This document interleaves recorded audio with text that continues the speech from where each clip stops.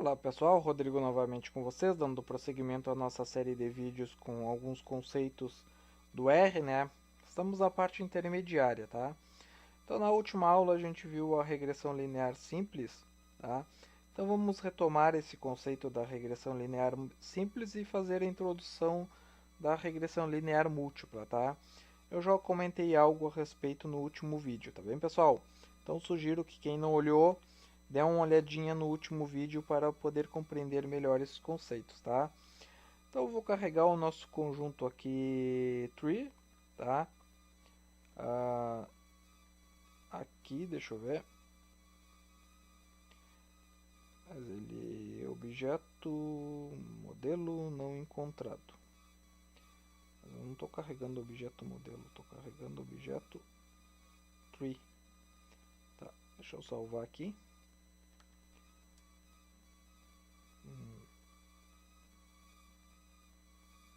Tá, deixa eu apagar isso aqui da última aula para ver.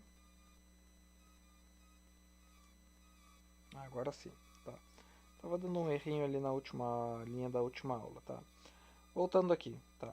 Então eu tenho esse conjunto aqui que ele tá pré-carregado no R aqui, né? Se vocês derem um data aí, vocês vão ver esse conjunto tree, tá? Então ele tem uma série de informações de árvores aqui, tem 31 árvores, tá? E o que ele tem de atributo, tá? Ele tem a circunferência, ele tem a altura e tem o volume, tá bem? Se eu der um core tree aqui em todo o conjunto, tá?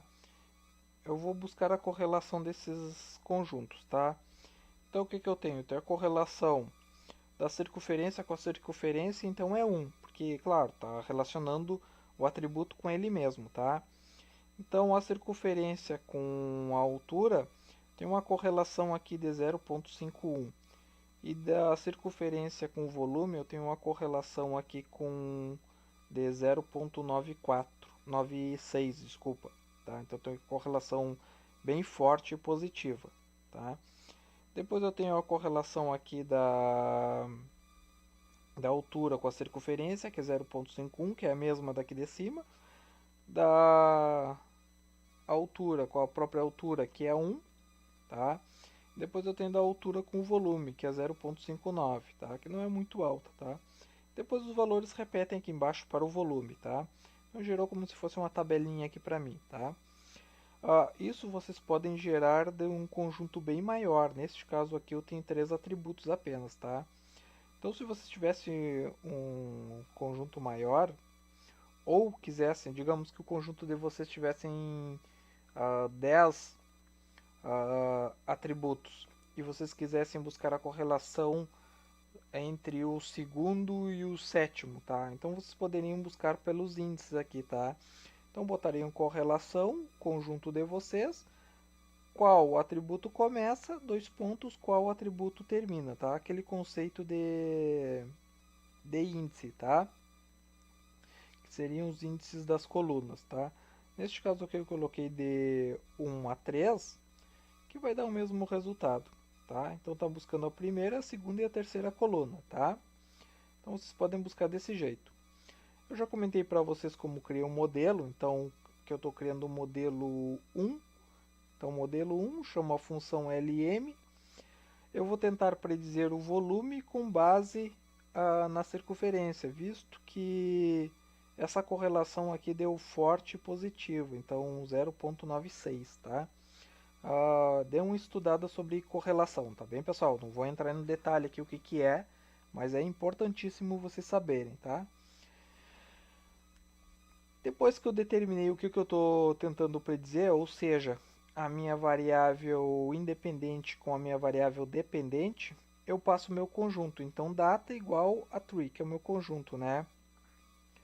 Feito isso, vou dar um Ctrl Enter aqui e vou criar um modelo. Então, criei um modelo, meu modelo está aqui em cima, tá? Se eu der um Ctrl Enter aqui no modelo, eu vou ver o meu coeficiente aqui de interceptação, tá? E a minha inclinação aqui, tá? Que é a circunferência, tá? Um conceito importante também que vocês precisam saber, tá? É o coeficiente de determinação, tá?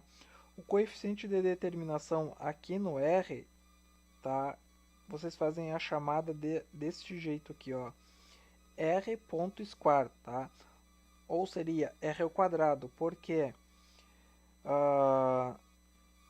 na literatura vocês vão encontrar r na 2, tá? Isso aqui significa r ao quadrado, tá?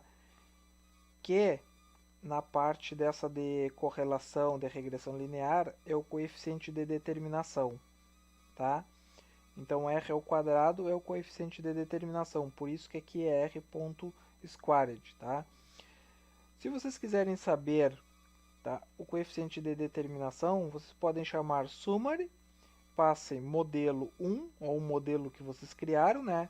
Cifrão, o que vocês querem. Então, r.squared, tá? Então, vocês querem o coeficiente de determinação. Tem um coeficiente de determinação bem alto aqui também, né? 0.93, tá? A correlação, ela varia de menos 1 até 1, tá? Quanto mais próximo de 1 ou de menos 1, a correlação ela é forte. Ela pode ser positiva ou negativa, tá? Se for positiva, quando uma variável cresce, a outra cresce também. Se for negativa, quando uma cresce, a outra diminui. São inversamente proporcionais, tá? E quanto mais próximo de zero, menos correlação elas têm. Ou seja, uma não interfere na outra. De forma simples, né? Dizendo assim. Ou por assim dizer, tá? Sugiro que vocês deem uma olhada nisso. O coeficiente de determinação, tá? Ele serve para dizer o quão eficiente é este modelo para predizer a variável dependente que eu quero determinar, tá? Ou seja, se aqueles valores gerados, tá, foram gerados ao acaso ou não, tá? Então, para isso que serve. E esse coeficiente de determinação ele varia de 0 até 1, tá? Quanto mais próximo de 1, tá? Mais preciso ou mais eficiente é um modelo para predizer o fenômeno estudado. E quanto mais próximo de 0, menos eficiente é. Tá? Então ele está próximo de 1 aqui, então eu posso dizer que esse modelo é bem eficiente para predizer o fenômeno estudado. Tá? Isso aqui é um coeficiente de determinação bastante usado para um modelo de regressão simples. Tá? O que acontece? Quando vocês estão trabalhando com a regressão linear múltipla, tá? Então vocês têm vários atributos, tá? Que estão tentando explicar um outro atributo qualquer. Ou seja, vocês têm várias variáveis, tá? Pela redundância, várias variáveis, né? Que seriam como uma função matemática que tentam predizer um f de x, por exemplo, ou um y, tá? Só que o que acontece nesse modelo de regressão linear múltipla, tá? Quanto mais variáveis vocês tiverem, tá? Maior é a tendência do coeficiente de determinação. Ou seja, quando vocês aumentam o número dessas variáveis, o coeficiente de determinação ele vai aumentando automaticamente, tá? E isso pode induzir ao erro. Então, por isso que foi criado também o coeficiente de determinação ajustado, tá? Que a gente vai fazer o chamado dele aqui de ADJ, tá? R.squared, tá? Então seria o coeficiente de determinação ajustado, tá? Então eu vou traçar o coeficiente de determinação ajustado aqui para esse modelo que a gente tem. Então summary modelo 1 adj.r.squared, tá? Então eu tenho aqui um coeficiente de determinação ajustado também, ele variou pouco, né? Então aqui era o coeficiente de determinação normal era 0.935 e aqui ele ajustou para 0.933, tá? Então eu dei uma leve ajustada aqui para este modelo. Lembrando que esse modelo é um modelo bastante simples, né, pessoal? Se eu der um plot aqui nesse modelo que eu fiz, tá? Então tá aqui os pontos traçados, tá? Do volume com a circunferência, tá? Eu posso traçar a reta de ajuste, tá?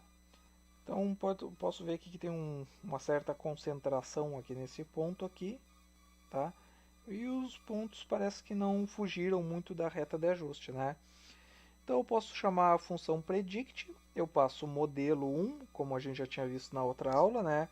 Um data frame e eu passo a circunferência dentro do data frame. Digamos que a circunferência seja de 20, tá? Então eu tenho que o volume da árvore é 64, tá? Então eu posso passar um volume, uma circunferência maior ou menor, eu posso passar uma circunferência de 10, e aí eu tenho um volume de 13, tá? Se eu passar um volume de 20, tá aqui, de 23, por exemplo, ou de 17, eu vou ter um volume de 49, tá? Posso passar vários aqui, que daí eu estou utilizando o modelo para tentar predizer aquela variável de saída, que é o volume. Então agora eu tenho um volume de 79 aqui, tá? Isso aqui é para um modelo simples, tá? Agora eu vou criar um modelo múltiplo. Como que eu crio, tá? Então eu vou criar aqui o modelo 2, tá?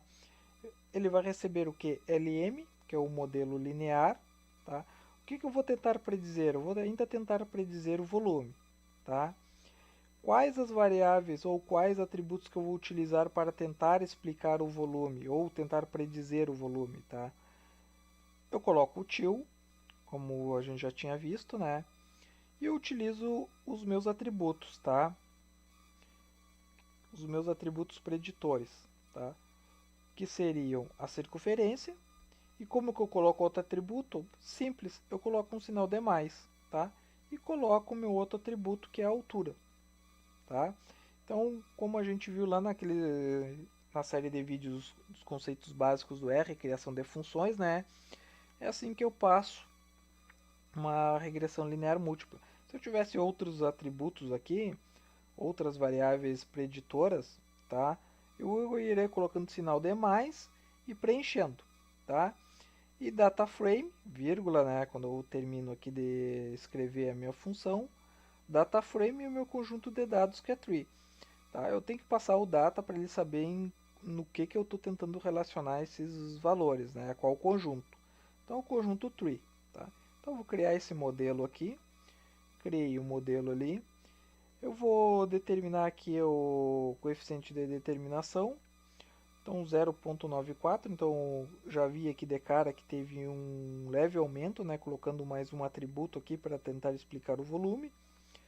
Eu vou dar um ajustado aqui para ver se diminui. Diminuiu pouca coisa na verdade, né, de 0,947 baixou para 0,944, tá? Então ele ficou bem. Temos um coeficiente de determinação bem interessante aqui, tá? E como que eu faço para tentar predizer o volume agora? É bem parecido com o que a gente estava usando. Então eu chamo a função predict, eu vou passar o modelo 2, tá? Como parâmetro, que foi o que a gente criou agora aqui, tá? Data frame, tá? Dentro do data frame eu estou passando uma circunferência, 20, só que a diferença é que agora eu vou passar também o meu outro atributo, ou variável preditora, né? Que é a altura. Tá? Então, se eu tivesse 10 atributos aqui para tentar explicar o volume, eu teria que passar os 10 aqui dentro, valores para os 10 aqui dentro, tá? Dentro de data frame. Por isso que a gente utiliza data frame, tá? Porque a gente pode ter vários atributos preditores aqui dentro, tá? Então eu posso fazer simulações. Por exemplo, eu passei que a circunferência é 20 e a altura é 81. Qual vai ser o volume? O volume vai ser aproximadamente de 63,65, tá? E eu posso mudar isso aqui, eu posso colocar quanto que vai ser o volume se a circunferência for de 23 e a altura for de